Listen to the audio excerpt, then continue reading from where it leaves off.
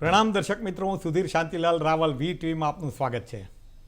Of the રેકોર્ડના મંચ પર આજે આપણી વચ્ચે એક એવા મહેમાન છે કે જેઓ પીઠ અનુભવી કે સુવિખ્યાત રાજનેતા નથી, પરંતુ ખૂબ ટૂંક સમયમાં સામાજિક અને રાજકીય સ્તરે ઝડપભેર ઉભરી ચૂકેલા તેજ તરવરિયા અને ધ્યેય પ્રાપ્તિને સંકલ્પબદ્ધ એવા એક નવયુવાન છે. ગુજરાતના રાજકારણમાં ખળભળાટ મચાવી દેનાર, પાટીદાર અનામત આંદોલનના આંગળીના વેઢે ગણાય એવા પ્રણેતાઓમાંના મહત્ત્વના એક એવા હાર્દિક પટેલ આજે આપણી વચ્ચે અહીંયા ઉપસ્થિત છે. હાર્દિકભાઈ, ઓફ ધ રેકોર્ડના મંચ પર આપનું ખૂબ ખૂબ સ્વાગત છે. હાર્દિકભાઈ, અત્યારે તો છાપાની હેડલાઇન, ટીવીમાં ચોમેર, તાલુકે જિલ્લે પાટીદાર અનામત આંદોલનના સમાચારો ચાલુ છે. કેન્દ્રમાં હાર્દિક પટેલ પણ છે. આપણે વાતની શરૂઆત કરીએ ત્યારે પહેલાં કહ્યું કે આ પાટીદાર અનામત આંદોલનની શરૂઆત થતાં પહેલાં આપ કેવા કેવા સંજોગોમાંથી પસાર થયા? જ્યારે મેં બીકોમ કમ્પ્લીટ કર્યું એ સમયે વિરંગામ અને માંડલની અંદર ઘણા બધા પાટીદાર સમાજને દુઃખદ પરિસ્થિતિમાંથી પસાર થવું પડતું હતું. યુવાનો હોય, બેન દીકરીઓ હોય, કોલેજમાં જતી અને પરેશાન થવું પડતું અમુક અસામાજિક તત્વો સામે. આજે ખેડૂતે પોતે આખા હિન્દુસ્તાન આખા જગને ખવડાવતો હોય, એ માણસના ખેતરની અંદર અન્ન પેદા કરતો હોય, એ અન્ન પાક ઉગે અને પછી કોઈ માલધારી આવીને એની ગાય ભેંસ ત્યાં ફેરવે અને આખું અન્ન એને નુકસાન કરી દે. છતાંય એ બિચારો ખેડૂત એ ભાઈને કે ભાઈ તે મારું આ પાક બગાડ્યું, તો એ ભાઈ એની ઉપર હુમલો કરતા. ઘણા ખેડૂતોને એ લોકો ઇન્જર્ડ કરી દેતા. અમે લોકો બેન દીકરીઓની છેડતી એ લોકોને ભગાડી જવાના પ્રશ્નો સાથે ઘણા બધા મિત્રોએ નક્કી કર્યું કે ભાઈ આ તો એક બહુ સિન્સિયર પ્રશ્ન છે, કેમ આપણા સમાજમાં જ આવું છે, હિન્દુસ્તાનમાં આપણે સંસ્કૃતિની વાત કરી રહ્યા છતાં આવું. એટલે અમે લોકો એક સંગઠનની શરૂઆત કરી, પાટીદાર સંગઠનની. એ સંગઠનની શરૂઆત ફક્ત સમાજની રક્ષા હેતુ હતી. પાટીદાર સમાજની રક્ષા કરવાની, પાટીદાર સમાજમાંથી હથિયાર ઉપાડવાના, પાટીદાર સમાજને પાટીદાર સમાજને જ્યાં પણ જરૂર પડે ત્યાં આપણે ઉભું રહેવાનું, એવા અમે સંગઠનની શરૂઆત કરી. સંગઠનની શરૂઆત ફક્ત 21 કે 31 યુવાનોથી થઈ. ધીમે ધીમે અમે લોકોના કાર્યો કર્યા, પરિવારોના પ્રશ્નો સોલ્વ કર્યા, દહેજના પ્રશ્નો ઘણા બધા અમે સોલ્વ કર્યા હતા. કોઈ બેન દીકરી ભાગી જતી કોઈ સાથે તો એને મનાવીને અમે પાછી લાવતા. કોઈ કોલેજમાં બેન દીકરીઓની છેડતી કરતા તો અમે એમની સાથે ઝઘડતા. કોઈ બેન દીકરીના ફેમિલીને કોઈ 5,000 રૂપિયા કોઈની પાસે ઉછીને લાવ્યો તેની પાસે પરાણેના ઘર કે જમીનો લખાવી દેતા. આ બધા પ્રશ્નો બનતા. પણ આ બધા પ્રશ્નોની પાછળ એક જ કારણ હતું કે આવું શા માટે બની રહ્યું છે. અમે 2 વર્ષની અંદર સમગ્ર વિરંગામ અને માંડલમાં 30,000 પરિવારોને અમે એકત્રિત કર્યા, એક જોરદાર સંગઠન મજબૂત કર્યું. મેં ખુદ ગુજરાતના 17 જિલ્લાઓની અંદર પાટીદાર સંગઠન શરૂઆત કરી. ગુજરાતની બહાર ઉત્તર પ્રદેશમાં, મધ્યપ્રદેશમાં, રાજસ્થાન અને મહારાષ્ટ્રમાં પણ અમે સંગઠન ચાલુ કરાવ્યું. આ બધું કેટલા સમયની અંદર? 31 ઓક્ટોબર 2012થી મેં સંગઠનની શરૂઆત કરી હતી, સરદાર પટેલ જન્મજયંતિ હતી. અને હાલ આ હમણાં 2015 ચોથા મહિના સુધી આ ચાલુ રાખ્યું. પછી મેં એની અંદરથી રાજીનામું આપ્યું હતું. ઓકે. મહત્વની વાત એ હતી કે આ બધું કરવા પાછળના કારણો શું છે, આપણે આ સમાજ રક્ષા માટે આવું કેમ કરવું પડે છે. એની પાછળનું એક જ કારણ હતું કે આપણા યુવાનો બેરોજગાર છે. આપણા પાટીદાર પરિવારના જે ખેડૂતો છે એમના યુવાનો જે મહેનત કરી રહ્યા છે સખ્ત, પણ એ સારી પોસ્ટ પર નથી. ભણ્યા છે સારું, પણ જોબ નથી મળતી. ખેડૂતો સારો પાક ઉગાડે છે પણ એને પોષકક્ષમ ભાવ નથી મળતા. એના કારણે ખેડૂતો આત્મહત્યા કરી રહ્યા છે. જે વિધવાની દીકરી 90% લાવતી હોય અને MBBSમાં કે સિવિલમાં એડમિશન નહીં મળતું, એની દીકરી આત્મહત્યા કરે છે, એનો જવાબદાર કોણ? આ બધા પ્રશ્નની પાછળ ભારતનું બંધારણ જે ઘડવામાં આવ્યું છે એમાં જે આરક્ષણ શબ્દ હતો એ સૌથી મોટો મુદ્દો આજે અમીરને પણ નડે છે અને ગરીબને પણ નડે છે. પાટીદાર સમાજનો દીકરો છેલ્લા 10 વર્ષની અંદર કેટલા ગવર્મેન્ટ નોકરી મળી. હું સંગઠન ચલાવતા હતા, એ સંગઠનની અંદર 17,000 છોકરાઓ અંદર જોઈન્ટ હતા. રોજ ફોન આવતા, કોઈ જોબ જે રિક્વાયરમેન્ટ થઈ હોય ગવર્મેન્ટમાં, તલાટી છે કે PSI PI મામલતદાર, તો ફોન આવતા કે ભાઈ આપણું સેટિંગ નહીં થાય, એની અંદર કંઈક સેટિંગ કરાવો, તમે સંગઠન આટલું મજબૂત છે, પોલિટિકલી તમને કોઈ ઓળખતું હોય તો કરાવો. પણ અમે લાચાર હતા. સંગઠન મજબૂત હતું પરંતુ ત્યાં ઉપર આપણું કોઈ સાંભળવાવાળું નહોતું. ખેડૂતો બિચારો સવારથી મામલતદાર ઓફિસે લાઇન પર ઊભો રહેતો, ત્યાં એક નકલ કઢાવી હોય 5 રૂપિયા માટે તો 40 જણા લાઇનમાં ઊભા હોય. સવારથી આવ્યો હોય, સાંજ લગી જાય, બિચારાનું ખેતર સાઈડમાં રહે ત્યાં મહેનત કરે. એટલે સ્કોલરશીપનો પણ અભાવ યુવાનોને અને સબસિડી ખેડૂતોને મળતી નથી. એટલે પછી નક્કી કર્યું કે આરક્ષણ પાટીદાર સમાજને કેમ નથી. હું ઉત્તર પ્રદેશમાં જ્યો તો ત્યાં આટલું બધું રાજનૈતિક પોલિટિકલ બેકગ્રાઉન્ડ પાટીદાર સમાજનું મહત્વનું છે, છતાંય ત્યાં ઓબીસીનો લાભ મળે છે. ઉત્તર પ્રદેશ, બિહારમાં પણ ઓબીસીનો લાભ મળે છે. ત્યાં મુખ્યમંત્રી ખુદ કુર્મી છે, પાટીદાર છે. મહારાષ્ટ્રમાં મળે છે, છત્તીસગઢમાં મળે છે, કે મને જ્યાં લાગે કે આસામમાં એસટીનો કે એસસીનો લાભ મળે છે. એટલે આ પ્રમાણે તમામ જગ્યાએ મળે છે. ગુજરાતના પાટીદાર સમાજને કેમ નહીં? અમે ઘણી બધી ચૂંટણીઓ મેં જોઈ છે, ફક્ત પાટીદાર સમાજને લેવા કડવામાં વિખવાદ કરીને લોકોને તોડવાનો પ્રયાસ કર્યો છે. પછી અમે લોકોએ નક્કી કર્યું કે ભાઈ આપણે આરક્ષણની લાભ જોતો છે. આ તમારી વ્યથા, આક્રોશ, વેદના એ ધીરે ધીરે ભેગું થતું ગયું અને સમાજનો સપોર્ટ તમને મળતો રહ્યો, એક ચિંતન થતું ગયું અને તમને કોઈ કાયદાની ભાષામાં એનો ઉકેલ નહીં જડ્યો. તો એવી બધી પરિસ્થિતિઓ પસાર થયા પછી કઈ અવસ્થામાં આંદોલનનો નિર્ણય લેવો પડ્યો? આંદોલનમાં ઘણા બધા આંદોલન જોયું, જેમ કે ગુજ્જર આંદોલન, કે ભાઈ એ લોકોએ ઉગ્રતાથી પોતાનું આંદોલન સફળ કર્યું. અમે લોકો મહેસાણા ગયા, મહેસાણા સારા સારા લોકોને મળ્યા, યુવાનોને મળ્યા. પહેલાં અમે કોલેજના યુવાનો મળ્યા કે ભાઈ ખરેખર આપણે આરક્ષણ જોઈતું છે. સૌનો સૂર હતો, પરંતુ લીડરશિપ કોણ કરશે, કોણ આગળ જશે, સરકાર વિરુદ્ધ બોલશે કોણ? 6 જુલાઈએ પહેલું આંદોલનની શરૂઆત અમે મહેસાણાથી કરી. 13 થી 14 હજાર લોકો એની પહેલા આંદોલનની અંદર જોડાયા. એ વખતે જે આપણે નક્કી કર્યું કે આંદોલન કરવું છે, એ વખતે કોણ કોણ હાજર હતા? એ વખતે અમારા વિરંગામના મિત્રો હતા, અમદાવાદના મિત્રો હતા અને મહેસાણાના જે ત્યાંથી જે 5-7 મિત્રો હતા અમારી સાથે, કેવલ પટેલ છે, રોહિત પટેલ છે, દિલીપ. એટલે 12, 15, 20 કે 50? અમે ફક્ત 58 જણા હતા પહેલા. અને એનાથી અમે રિક્વાયરમેન્ટ કે ભાઈ આપણે આંદોલન રેલી કરવાની છે. સૌ લોકો રેલીનું આયોજન કર્યું. સાયલેન્ટ રીતે થયું, શાંતિપ્રિય રીતે થયું. ન્યૂઝમાં કે એની અંદર કોઈને ખબર ના પડી. એને 1-2 ન્યૂઝે એની જાણકારી લીધી, એને ચલાવ્યું. પછી અચાનક માણસામાં આયોજન કર્યું, ગાંધીનગરના માણસામાં સારામાં સારું આયોજન થયું, વિશાળ આયોજન થયું.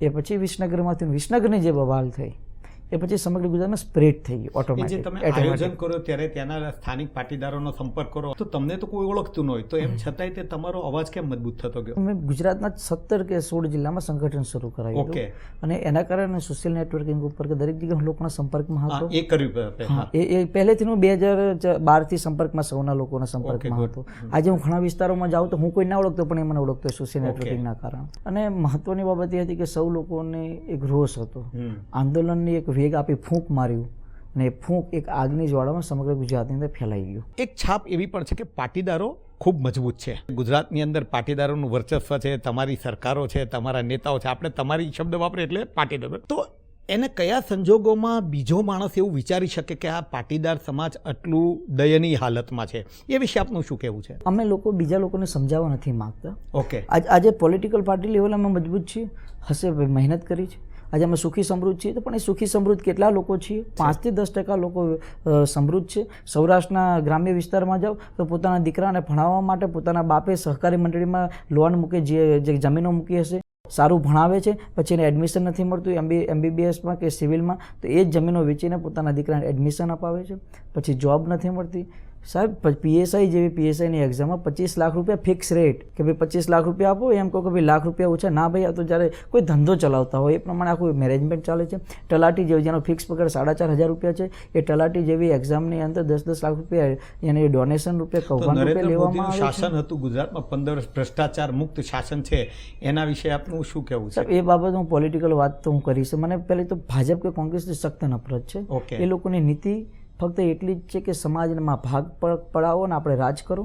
ભાજપ કે કોંગ્રેસ સાયલેન્ટ ભ્રષ્ટાચારથી જ ચાલતું આવ્યું છે. આપની અસલી સમસ્યાઓ જેને આમ 1, 2, 3, 4 એવું ગણીને કહેવું હોય તો કઈ કહી શકાય? સૌથી મોટી સમસ્યા સાહેબ, ગુજરાતની અંદર તમામ ગામડાઓમાં પાટીદારનો યુવાન બેરોજગાર છે. ઓકે, સારી ડિગ્રી હોવા છતાં આજે કોઈ MBA કરેલો વ્યક્તિ જ્યારે નિકરનો સેલ્સમેન બનીને બહાર નીકળે છે, એ અમારા માટે શર્મજનક છે. એટલે બેરોજગારી છે. અમે લોકો 45% વાળા MBBSમાં એડમિશન મળી જાય છે, એનો અમને દુઃખ નથી. એને એડમિશન મળે છે, બીજા 5 ને મળે, પણ 90% વાળો જો કોઈ દીકરો એ રહી જશે, એ અમે સાંખી નહીં લઈએ. એના માટે સરકારે એવી સિસ્ટમ ઊભી કરવી પડશે. આજે એ 90% વાળો એડમિશન નથી મળતું, આત્મહત્યા કરે છે, એની જવાબદારી લેશે કોણ? એનો પરિવાર જ્યારે દુઃખી થઈ જાય છે. અને આજે ઘણા બધા લોકો એવા છે કે પોતાનો બાપ નથી, માં નથી, અને જ્યારે ભણીને જ્યારે સિટીમાં આવે છે તો લોકો એ વ્યક્તિ એકદમ સક્ષમ હોતો નથી ને એને પરેશાન કરવામાં આવે છે. આવા ઘણા બધા મુદ્દા છે. અમે લોકો એ લોકોનો વિરોધ કરી રહ્યા છીએ કે જે લોકો OBC ST SC નો લાભ લઈને કલેક્ટર બને છે અને એનો જ દીકરો ST SC OBC નો લાભ લઈને મામલતદાર બને છે. તો સૌરાષ્ટ્રમાં રહેલા કોઈ દીકરો જ્યારે MBBSમાં એડમિશન નથી મળતું, કલેક્ટરની મામલતદારની વાત દૂર રહી, અમે તો ખાલી MBBSમાં એડમિશનની વાત કરી રહ્યા છીએ. અમારા ડૉક્ટરો છે જે સક્ષમ છે એ લોકો ડોનેશન આપીને એડમિશન લે છે, જે ગરીબ છે આત્મહત્યા કરે છે, અને જે અસક્ષમ છે એ લોકો ઘરે બેસીને બિચારા બીજા કામ કરી રહ્યા છે. અનામત જ શા માટે? માનો કે કોઈ બીજી રીતે વિકલ્પ મળતો હોય તો આપ અનામતનો મુદ્દો છોડી દો. અમે લોકો ઓબીસી એટલા માટે માગી રહ્યા છીએ કે ભારતના બંધારણમાં આરક્ષણ હટી શકે એમ નથી. એ વાત સાચી જ તમે કરો છો કે એ આરક્ષણ પોલિટિકલી શક્ય નથી. તો આ જે માર્ગ આપણે એ જ લક્ષ્ય પ્રાપ્ત કરવા જઈ રહ્યા છે તો એનો અંજામ શું હોઈ શકે? એ શક્ય નથી અને આપ એ જ માંગો છો. શક્ય છે સાહેબ. ઓબીસી મંડળ રચાયું ત્યારે 22 જ્ઞાતિ જ હતી. ઓકે. આજે 146 જ્ઞાતિ થઈ ગઈ. ઓકે. ભારતની અંદર સાહેબ કેટલા પાટીદારો છે? 27 કરોડ પાટીદારો છે ભારતની અંદર. ગુજરાતની બહારના રાજ્યોની અંદર પાટીદાર સમાજને ઓબીસીનો લાભ મળે છે. ગુજરાતની અંદર 4 પ્રજાતિ છે, કડવા, લેવા, આંજણા અને કાછિયા, જેમાં આંજણા પટેલોને ઓબીસીનો લાભ મળે છે, કાછિયા પટેલને કેન્દ્ર શાસિત ઉદ્યોગોમાં જે એમને લોકોને લાભ મળે છે. તો કડવા પાટીદાર અને લેવા પાટીદાર કેમ? આજે લેવા પાટીદાર ગુજરાત બહાર છે સાહેબ, મહારાષ્ટ્રમાં લેવા પાટીલ છે, એ લોકોને ઓબીસીનો લાભ મળે છે. ગુજરાતના પાટીદારને કેમ નથી મળતું? કોઈ પણ સમસ્યાનો સોલ્યુશન હોઈ શકે એક્રોસ ધ ટેબલ, એ તો તમે માનો છો? હોઈ શકે. એવું નથી કે આ એક જ આ રિઝર્વેશનનો સોલ્યુશન તો જે તે વખતે આપણા બંધારણવિદોએ કર્યું એટલે એ વસ્તુ ચાલી આવી છે.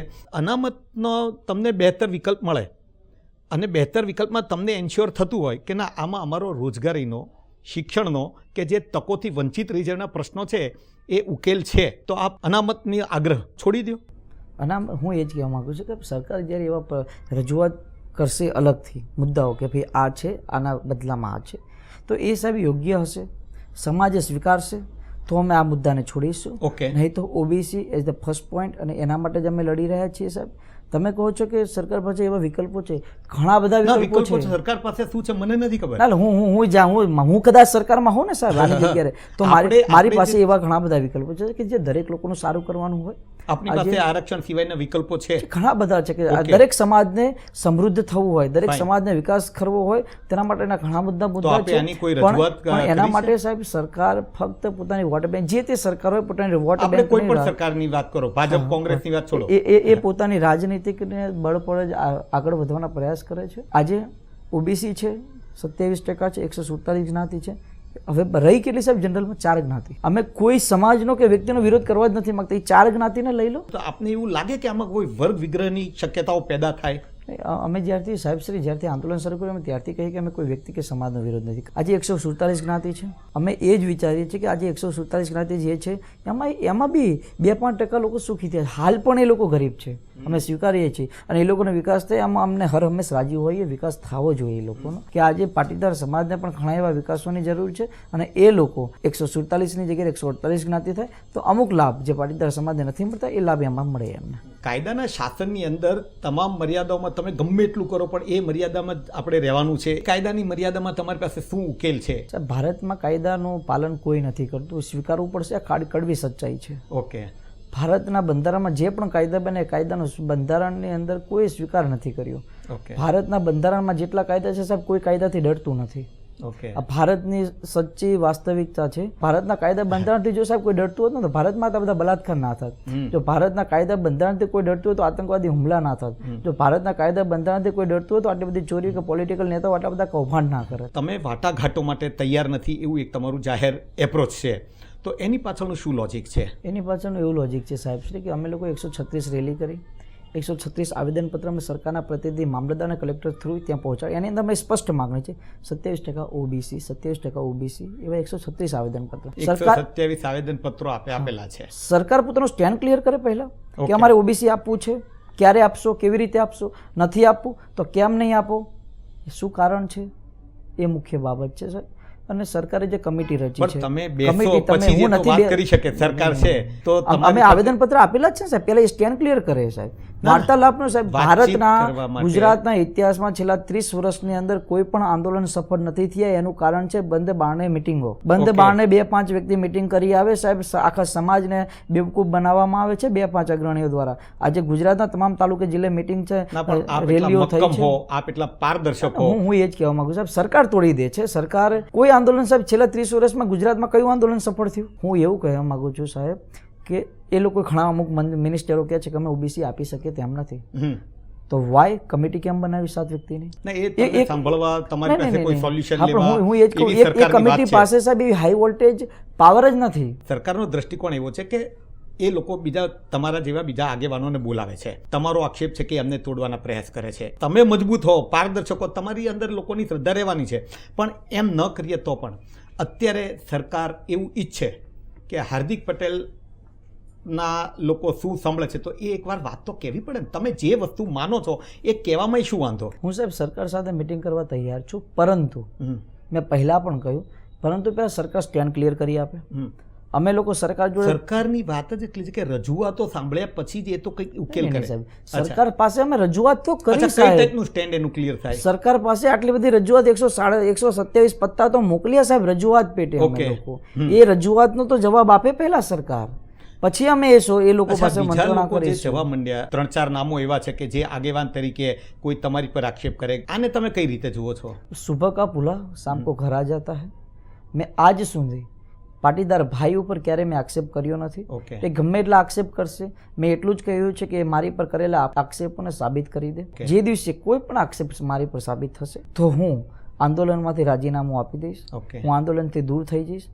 પરંતુ એ આક્ષેપ આંદોલન સાથે સંકળાયેલો હોવો જોઈએ, પર્સનલી નહીં. તમારા જે પ્રતિસ્પર્ધી હોય એમ કહેતા હોય કે હાર્દિક પટેલ એકલો છે, આગેવાન નથી, અને બીજું દાખલા કે તમારી 25 લાખની રેલી થવાની તો ક્રેનમાંથી ઉતરીને તમે હીરો તરીકે આવો તો એ લોકોને મંજૂર નથી. આવી વાત, આમાં સાચી ખોટી બધી વાતો આવતી હોય. ઈગો ક્લેશ કરતાં તે પર્સનાલિટી ક્લેશનું જે વાતાવરણ બની ગયું છે અને જે બહાર આવ્યું છે, તો એ પર્સનાલિટી ક્લેશનો સીન તમને નુકસાન નહીં કરે તમારા આખા આંદોલનને? એકચ્યુઅલીમાં સર મેં પહેલાં પણ કહ્યું, હું પાટીદાર સમાજનો લીડર નથી.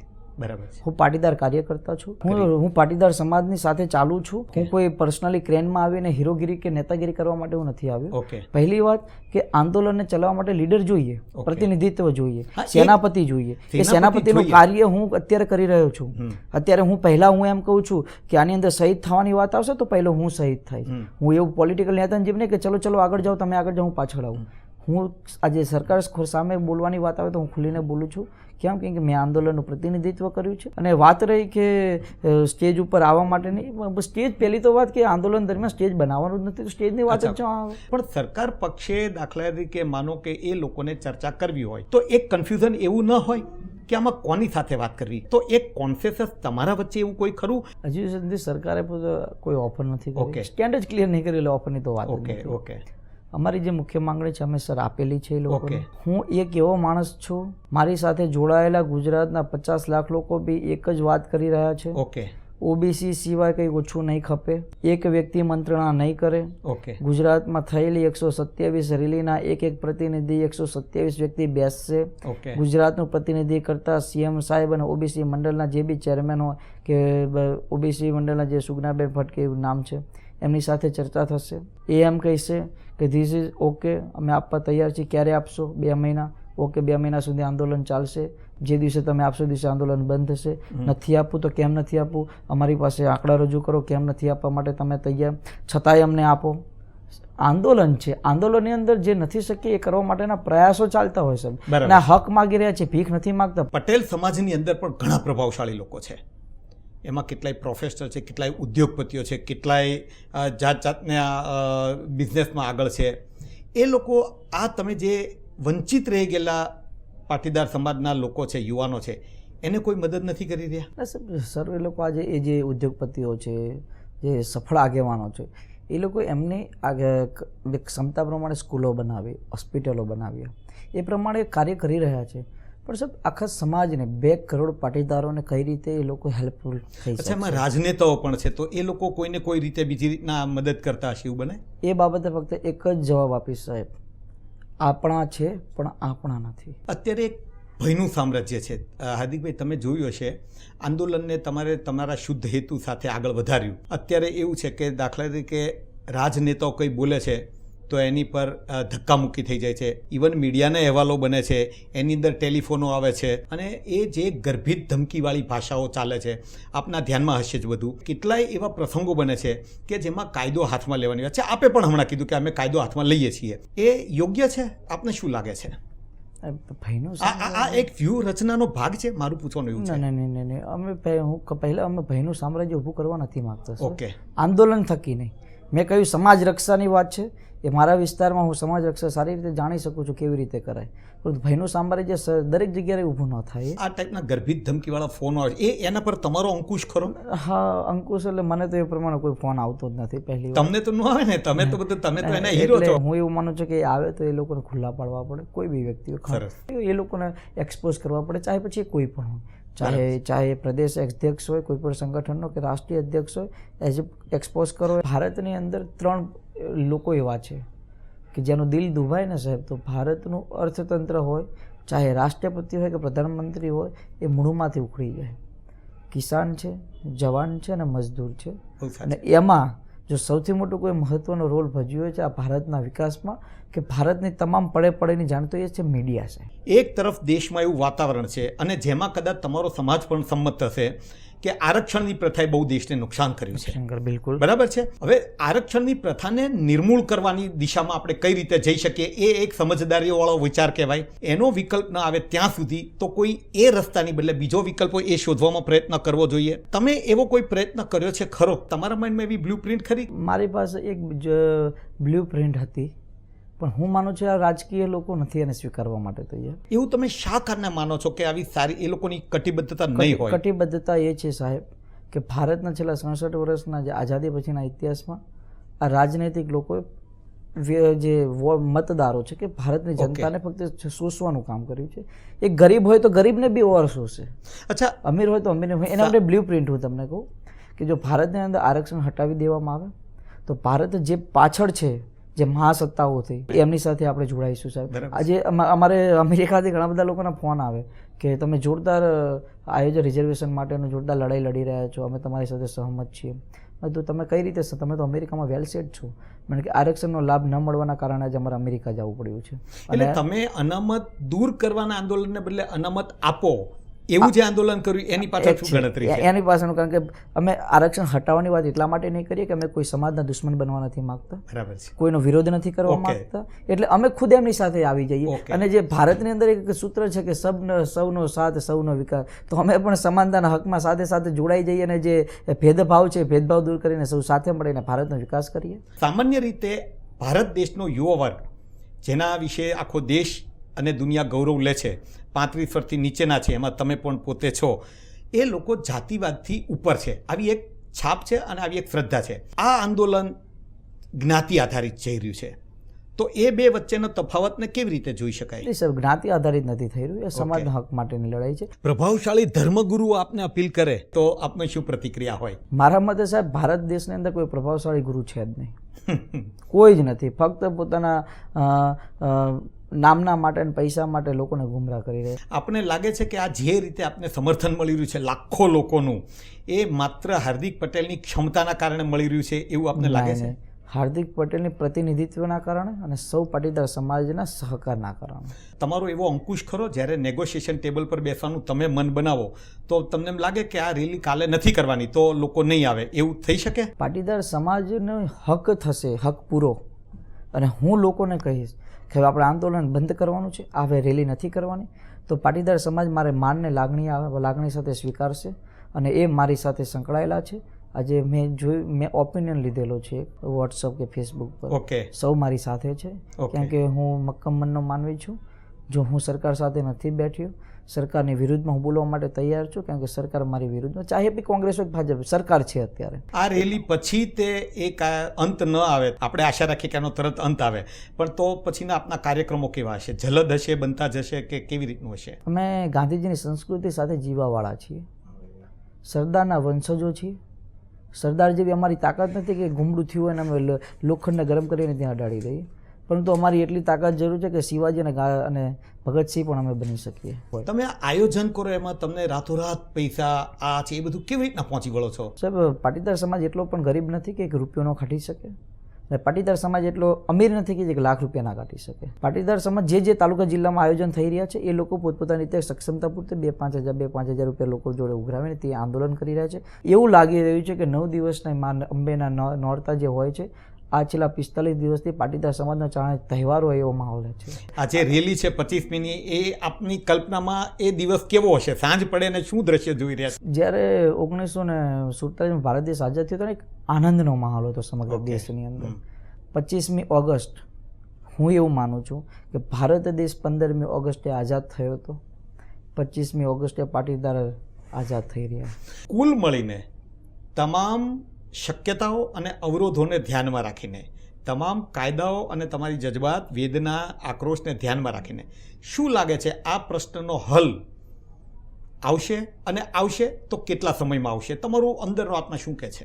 આ પ્રશ્નનો હલ સાહેબ 2 મહિનામાં આવશે બરાબર, વેરી અને ગુડ, બહુ જલ્દી આવશે. Very good. અને હું આશા રાખું છું કે અમે સરકાર સાથે રહીને આ પ્રશ્નનો હલ જલ્દી લાવીએ, ચાહે જે બી સરકાર આવે, પરંતુ આ પ્રશ્નનો હલ 2 મહિનામાં આવવાનો છે ખૂબ સરસ. અને સારી રીતે આવશે અને સૌ સમાજ એને આવકારશે અને સૌ સાથે મળીને રહીશું.